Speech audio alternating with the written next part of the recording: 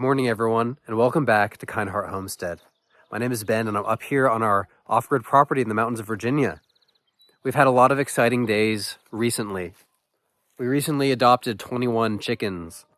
Over the past week and a half, we've been gradually acclimating them to our property layout, getting them integrated in small batches with our birds. We've had them annexed for a while. Now we're starting to feed them together. Shortly after that, we finally checked on our bees for the first time this year. The risk of frost is pretty minimal now, so breaking the propolis down to get to their frames and check on the queen is reasonable. So we did that, and we were surprised that there's so much honey in there. We're very excited because we're approaching our 1-year anniversary as beekeepers. And from everything we've read, we're not supposed to interfere with their honey for the first year because you risk losing them to the winter conditions if they don't have enough food for themselves. That's the only reason they make the honey, is to feed them during the winter. But even though one of our hives seemed to struggle a bit with maybe a mite infestation, they were able to produce a ton of honey. Not a literal ton, but multiple frames of honey. And so now I'm proud to announce our new honey extraction machine. We just got this secondhand from a retired beekeeper in the area. She also threw in a couple other odds and ends that we might be able to find a use for. Well, since we got this machine, we can extract stuff at kind of a small industrial scale. We're also starting the farmer's market in a couple days, so we might be able to serve honey on the grand opening day of the farmer's market. So I'd like you guys to stick around, watch us clean out this machine and use it for the first time. And also, we have a time-lapse video of our attempt to move the hive, check on the queen, and get some of the frames out. That wasn't a very coordinated video because we had no idea what was going to happen. So it's just kind of a time-lapse with the camera far away. But hope you enjoy that. I hope you stick around and enjoy the rest of this video.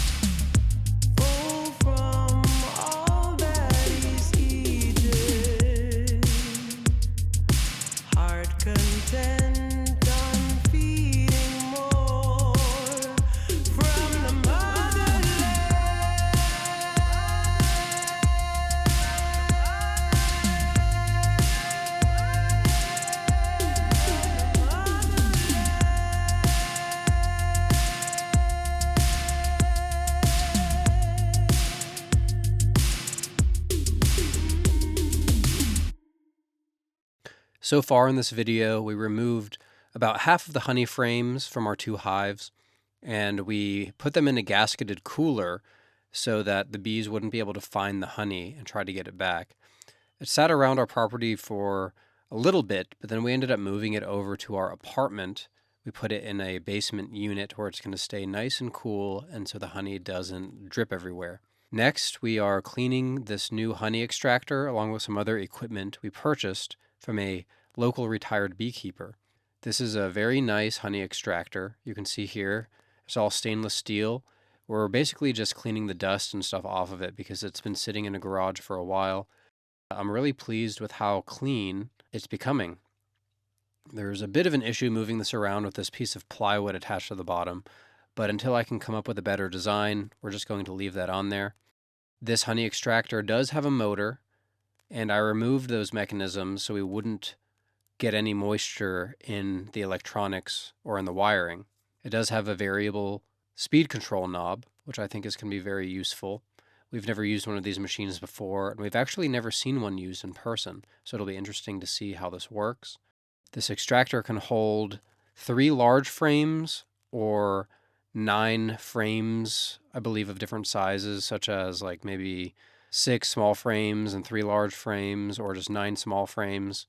But there's definitely only 3 slots available for large frames, and we have a few of those now, but we don't plan to use deep frames in the future for honey.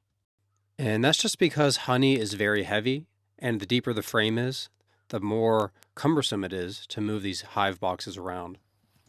All right, everyone. We did a preliminary cleaning on all of this, but look at this. Nice and shiny. Stainless steel, got a gate valve.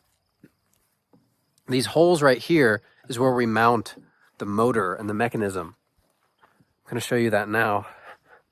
We basically have this big basket that we put our frames in. It's controlled by a motor. The motor spins it around on the inside, kind of independent from the shell over there, with a variable speed controller. We have a couple washers, nuts, and bolts to attach it to, but everything pivots on this. We can't lose this. This is the ball bearing, and we cleaned all of the grease off, and we're going to use some mineral oil, at least as a temporary thing, until we can get some food grade lubrication.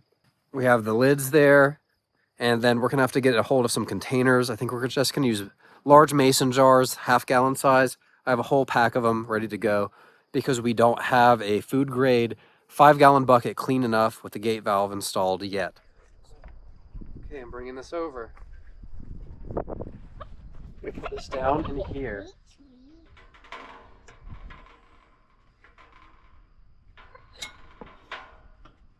Okay, so look down into that hole. You have to line it up. Can you line it up? Okay, that looks good. Now we're going to drop a screw in each of those holes.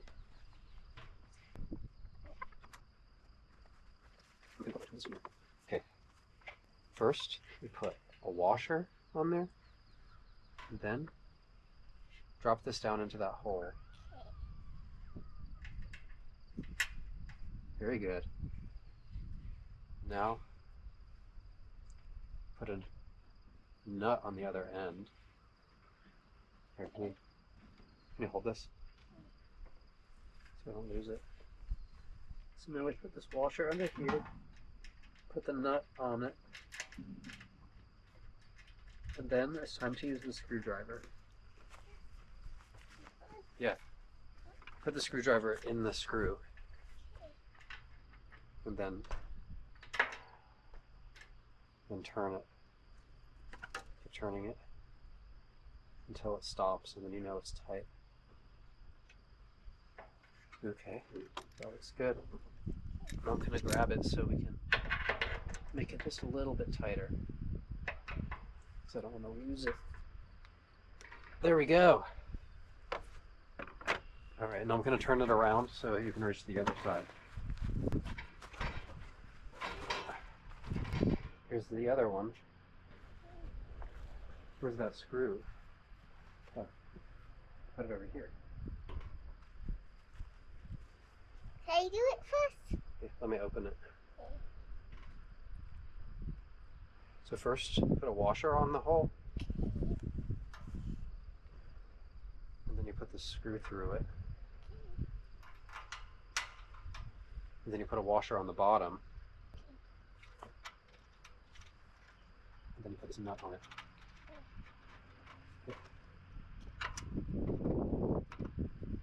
Yeah. Oh yeah. Here. We have to turn it one more time, but I have to grab the bottom so it doesn't spin. This time do it with 2 hands. Straight up. There we go. Yeah, keep turning, yeah. Yeah, that's how you know it's done, when you can't turn it anymore. And now, let's put the lids on. You do one and I'll do one.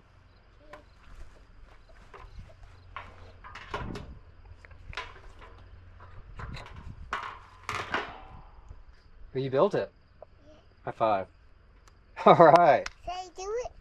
We have to plug it in.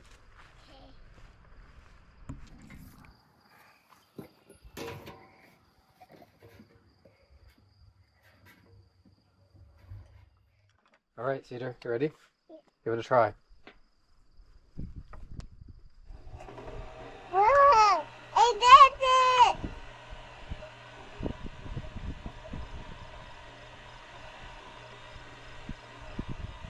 Can you round up?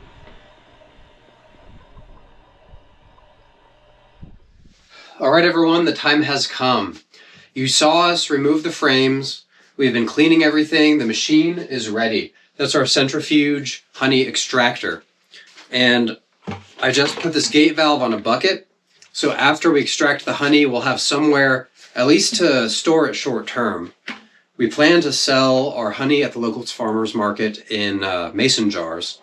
But for now, this will allow us just a temporary place to store it. We have some supplies. This is actually a beekeeping tool that we can use to get the caps off the comb. We have a bread knife because we don't actually have the appropriate knife. We're just going to try to use what we have. This time around, there's plenty more frames to get out of the hives when conditions improve outside. So we're just going to get into it and see what we can get done. First step is to bring in a cooler full of combs that's in the back of the truck. So let's get that now.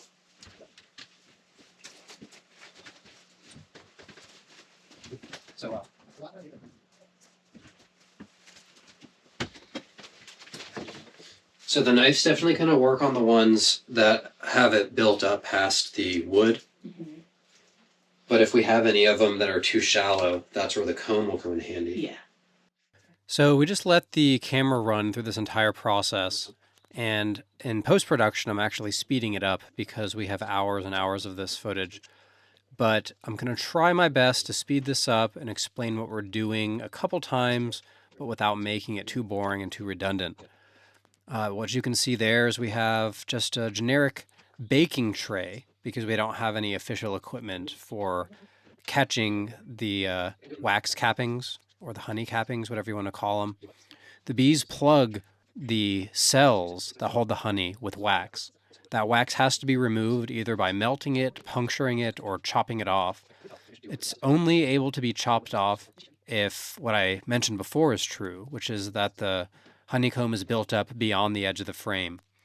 We have a few where it's not quite flush, so that's where we have to use this decapping tool.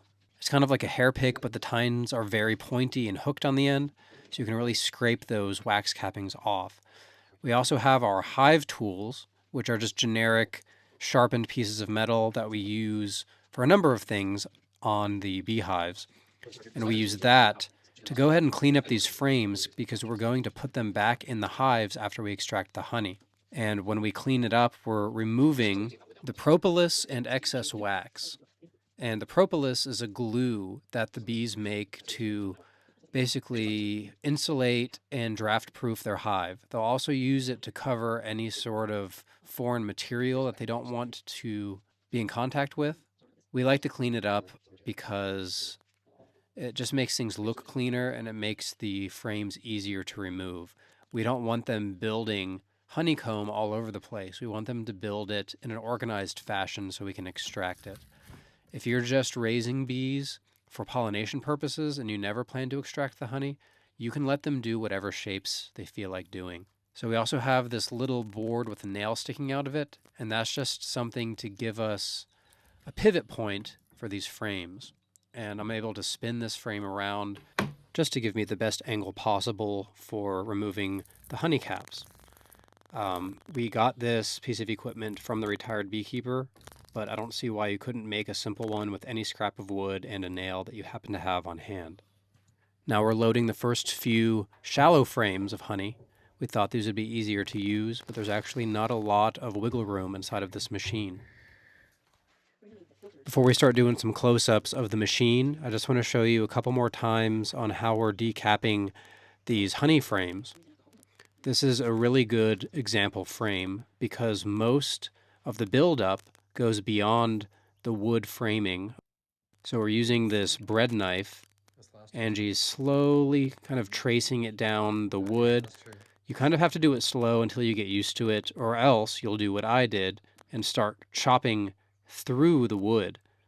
And this is a sharp knife, so it does cut the wood, and I don't really want to do that. It's going to dull the knife, mess up our frames, and we might even get some wood in the honey that we'll have to filter out later.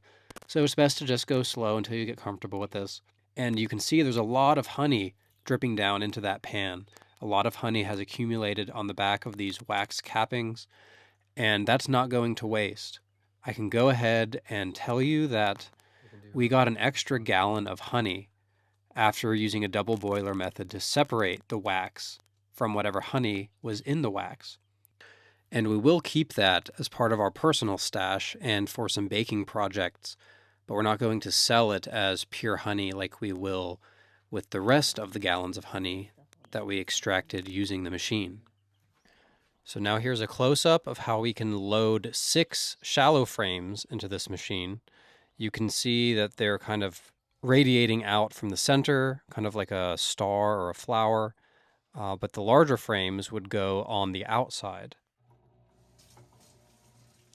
And now it's time for our first attempt at the honey extraction machine.